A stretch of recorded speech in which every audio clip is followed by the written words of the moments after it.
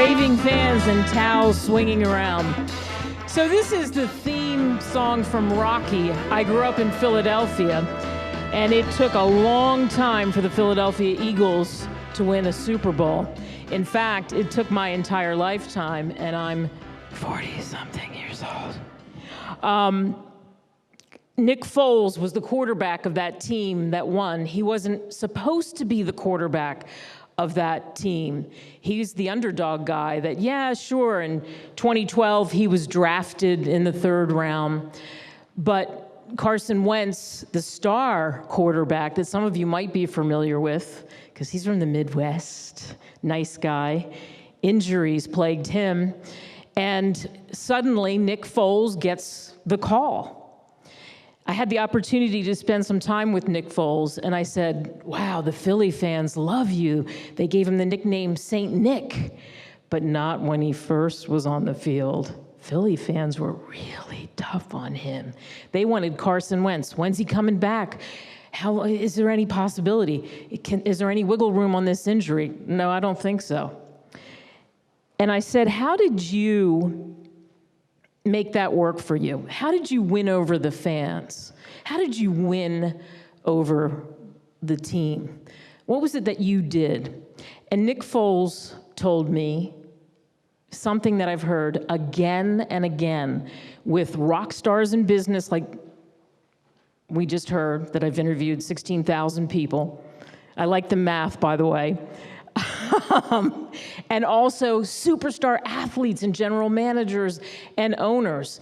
The thing they all have in common, and what I've written about and what I talk about when I go into companies and do deeper dives or keynotes or whatever it is there's 3 things. It really is 3. They go all in, they remember that patience pays, and they stack the deck.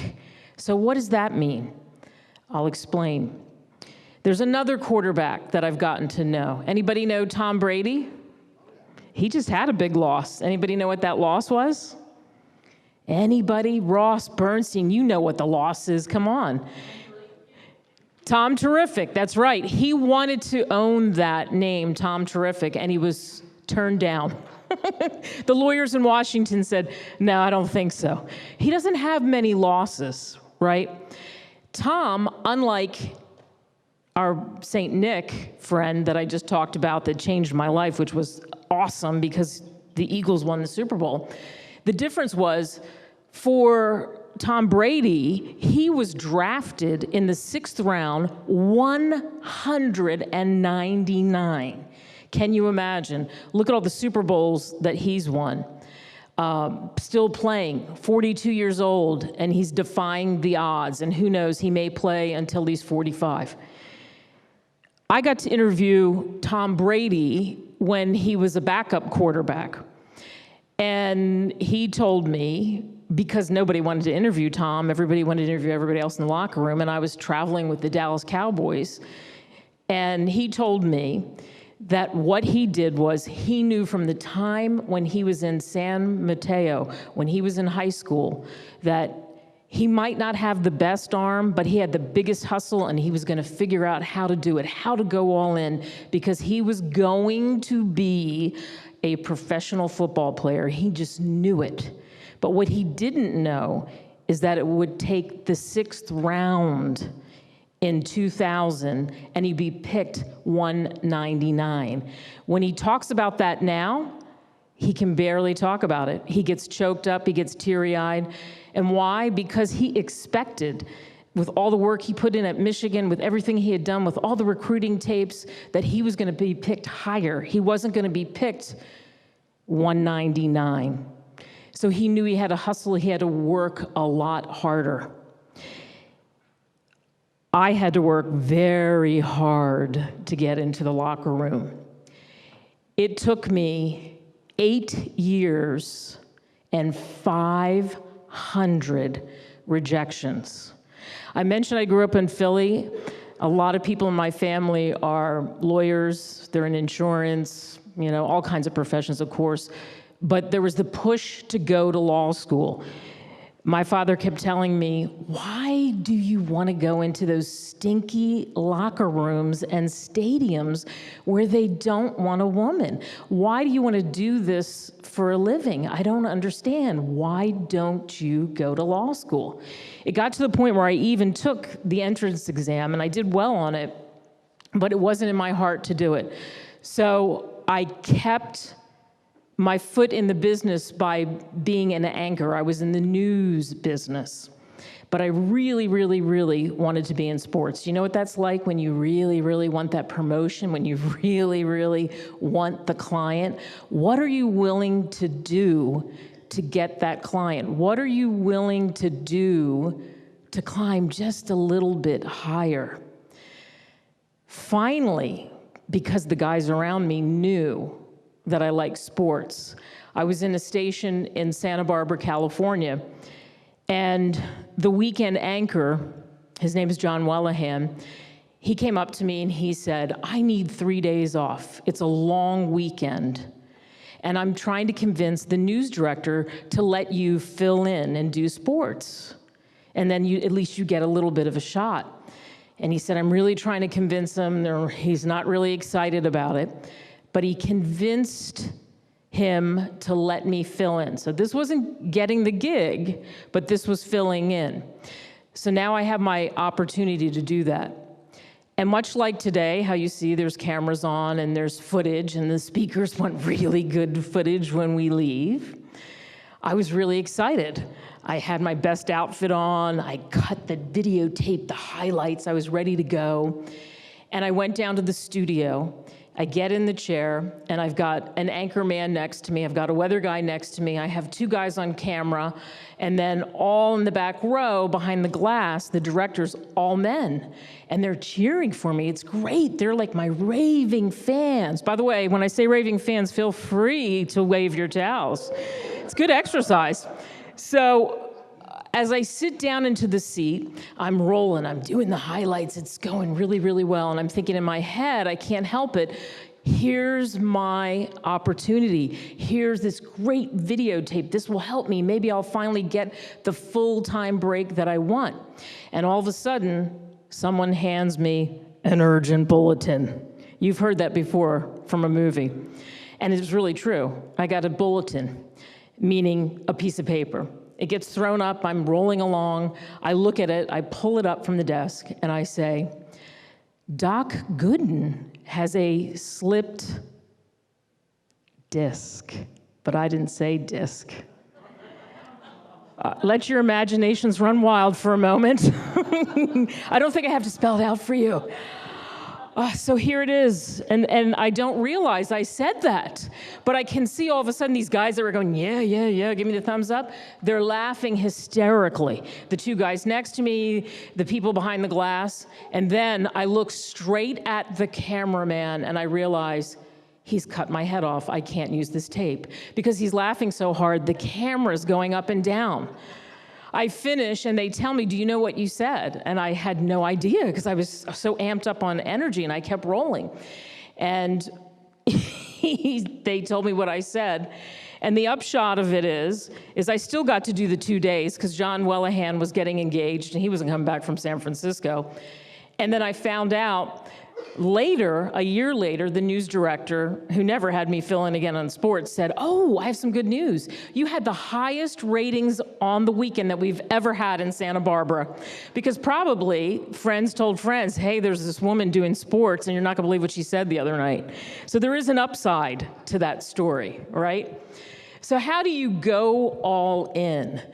When you go all in, it means, and how do you attract these raving fans by going all in? It means that you figure out, what is it going to take? How far am I willing to go all the way to where I want to be? You've heard a lot of the speakers talk about it today. Destiny, that word comes up. I say that we make these lists, like Holly said, and instead of writing a to-do list, how about what I get to do list?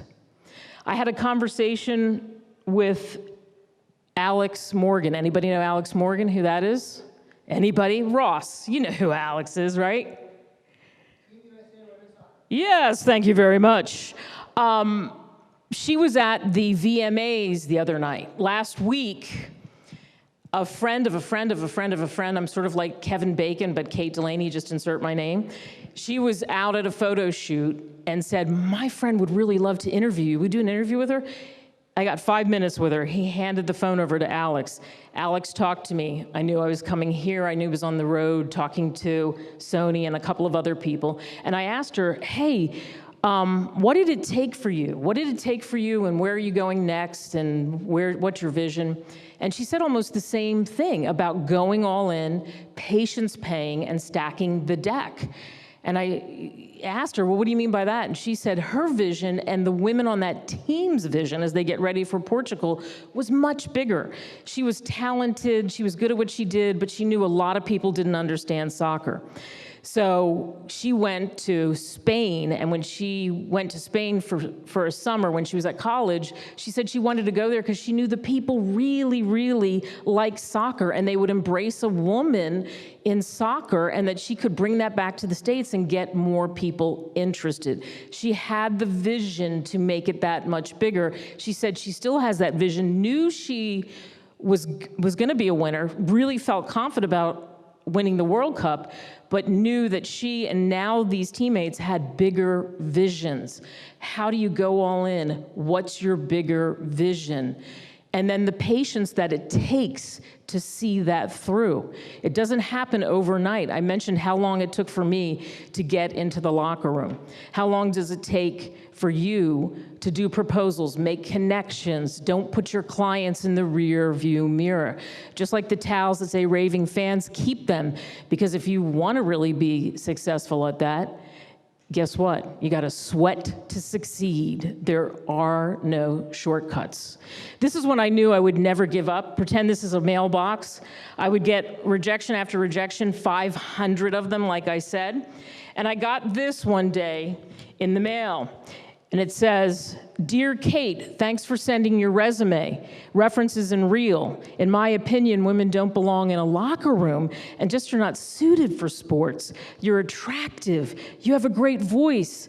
You'd be better in news. Women are definitely more suited for easy, breezy morning shows. You think I was going to give up after that? This was number 300. And I can't tell you the guy's name. So I had a bag that I brought around. Ursula's going to bring it up for me. I used to take this bag with me, and all those rejections, I put them in the bag. What bag are you dragging around? What stories are people telling you that are dissuading you from what you really know you can do? Even well-meaning people. My father wanted me to go to law school. He didn't encourage sports at all. So this was filled with 500 rejections, and I wondered why I was single when I lived in California. Now I fill it with hundreds of credentials, and the hundreds of credentials are from Super Bowls and everything else that I've covered. Instead, I've made this about being positive and not dragging around my rejections. I challenge you, go all in. Remember, patience pays, and stack the deck. My name is Kate Delaney. It's been my honor to speak with all of you. I've invaded 780 locker rooms. They wouldn't let me in one. Thank you. One last curveball. If you text 66866, because you have to have a curveball, you got to give something away. I have a radio show. I'll give away 15 minutes of airtime to you, a client, or if you just want to shoot the breeze with me, come on the show. Somebody's going to win that. So text fans. All right, ladies and gentlemen, please keep it going for Kate. Do make sure that you text in. She has over 3 million listeners every single week. That is a very, very generous offer.